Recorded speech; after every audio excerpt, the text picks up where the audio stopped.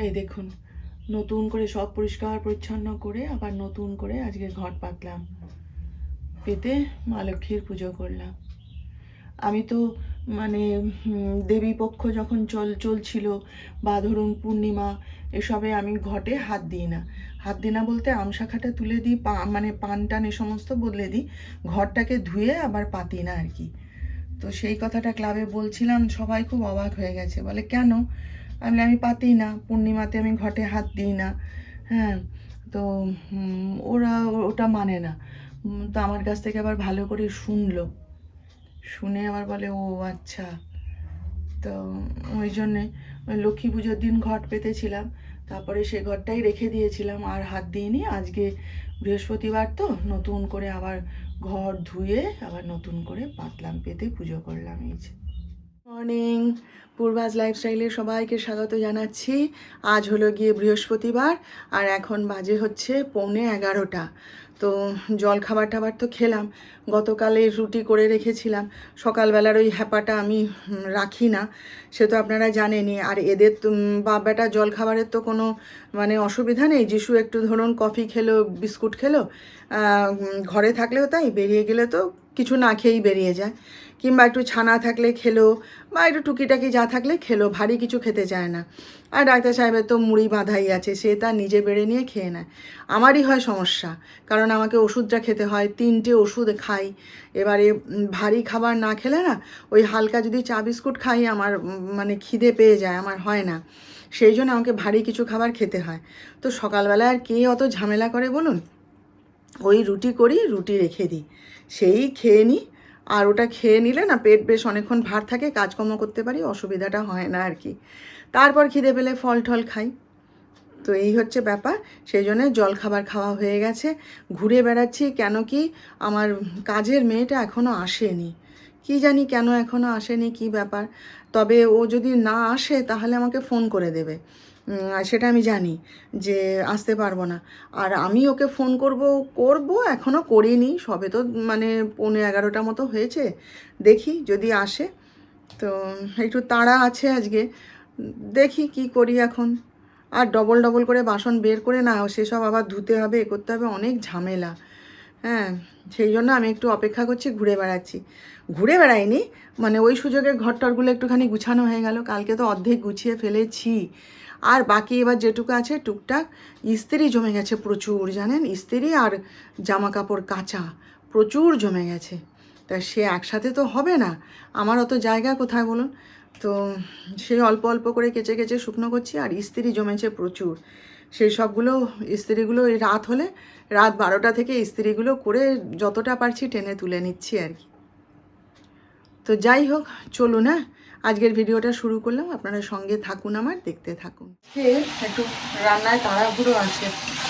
আজকে আমার ছেলে খেয়ে বেরোবে, যে চেম্বার আছে না, ওই জন্য কখন বেরোবে, কখন যাবে, কী করবে কিছু জানি না। রান্নাটা আগে শেষ করে নিই, চোখ বুঝে যা হোক করে রান্নাটা শেষ করে নিতে পারলে না দেখবেন অনেক ঝামেলা কেটে যায়।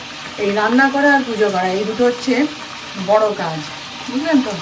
তা চটপট করে নিই রান্নাটা। ডাল তরকারি হয়ে গেছে, ও যদি এক্ষুনি বেরিয়ে যেতে চায় তাহলে ডাল তরকারি আছে, খেয়ে বেরিয়ে যাবে। আর আমার একটু তরকারি করব আর একটু মাছ করব, করে ব্যাস, যতটা মানে শর্টে রান্না করা যায়। তো চলুন, না রান্নাটা আগে শেষ করে নিই, তারপর আপনাদের সাথে ধীরে সুস্থে কথা বলবো। যখন জিম থেকে আসছি, হেঁটে হেঁটে আসছিলাম, অনেক দিন পরে বেশ হেঁটে হেঁটে আসতে ভালো লাগছিল, কষ্ট হচ্ছিল না। আমি বলি না একটু হেঁটেই যাই, চারিদিক দেখতে দেখতে আমার খুব ভালো লাগে। তো দেখি না কত কালী পুজোর প্যান্ডেল হচ্ছে, পোস্টার পড়েছে। আর সেই দিকটায় যখন যিশুর সাথে বাইকে করে যাই, সেখানেও দেখি বিশাল বিশাল পোস্টার পড়েছে সব। তমলুকে বললাম না কালী পুজোয় খুব ধুমধাম হয়, খুব ধুমধাম হয়, বিরাট বিরাট কালী পুজো হয়। আর মেদিনীপুরে হচ্ছে দুর্গা পুজো, ভীষণ ধুমধাম হয়। তো কালী পুজোয় কি আর বেরোতে পারবো? তাও আমার ছেলে কালী পুজোর সময় বিকেলবেলা মনে হয় বাইকে করে নিয়ে গিয়ে আমাকে ওই দূরের আর কি হাসপাতাল মোটরে ঠাকুরগুলো সব দূর থেকে আমাকে দেখিয়ে এনেছিল, যে মা দেখবে চলো প্যান্ডেলগুলো, বলে আমাকে দেখিয়ে এনেছিল। তো আর দুর্গা পুজোয় তো ডাক্তার সাহেবের সঙ্গে বেরোই, প্রত্যেক বছরই বেরোই। তো এবারে আবার কালী পুজো প্যান্ডেলে আমাদের ক্লাবে হয়, কালী পুজো হয়। তা বলছিলাম, ওরা বলছিল যাবি কি, তারপরে চিন্তা করে দেখলাম কালী পুজো তো রাতের পুজো, তাই না? বলে ওখানে কালী পুজোতেও নাকি ওরকম ধুমধাম করে প্রসেশন বেরোয় বেরোয়।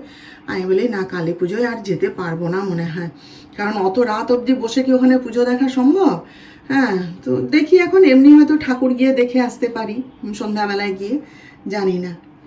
আবার লক্ষ্মী পুজোও শুনলাম এখানে, কালকে জিমে শুনছিলাম লক্ষ্মী পুজো নাকি এখানে বেশ এক এক জায়গায় বড় করে হয়েছে। আমার বান্ধবীরা বলছিল কি দ্বিতীয় সুইজারল্যান্ড বানিয়েছে, একবার দেখে আসবি। সে আর যাওয়া হয়নি, কার সাথে যাব বলুন? হ্যাঁ, সবাই এখন দুর্গাপুজো শেষ হয়ে গেছে, যে যার কাজে ব্যস্ত ছুটে বেড়াচ্ছে, আর একা একা ঠাকুর প্যান্ডেল দেখতে যেতে কি ইচ্ছে করে? তো এই হচ্ছে ব্যাপার। কালকে দেখছিলাম সব প্যান্ডেল, আমাকে আমার ছেলে জিজ্ঞেস করছে, আগের বারে সেই বললাম না বাজি ডাক্তার সাহেব এনে দিয়েছিল, দমকা ছেলের সাথে কালী পটকা ফাটিয়েছিলাম, আপনাদের কাছে গল্প করেছিলাম না? তা আমার ছেলে আমাকে বলছে, ওমা এবারে কি বাজি ফাটাবে নাকি? আমি বলি তুই আনলেই আমি ফাটাবো, আমার কি আছে। তো বলে দেখি কি করা যায়, দাঁড়াও।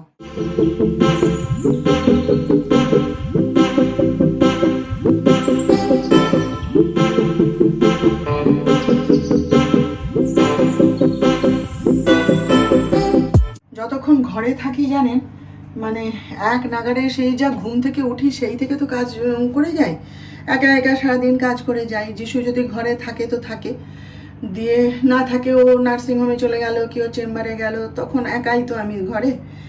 তো না মানে শেষের দিকে কীরকম, আজকেই দুপুরবেলায় ছেলের সাথে কথা হচ্ছিল, হঠাৎ হঠাৎ না কীরকম শরীরটা খারাপ লাগতে শুরু করে, হ্যাঁ কীরকম মাথার যন্ত্রণা করতে থাকে। আমি এই মরেছে মাইগ্রেন শুরু হবে নাকি আবার, তারপরে কীরকম কোমরে যন্ত্রণা করতে থাকে, কীরকম একটা শরীর খারাপ করতে থাকে জানে। খালি মনে হয় কি না আমি আর পারছি না, আমি শুয়ে পড়ি।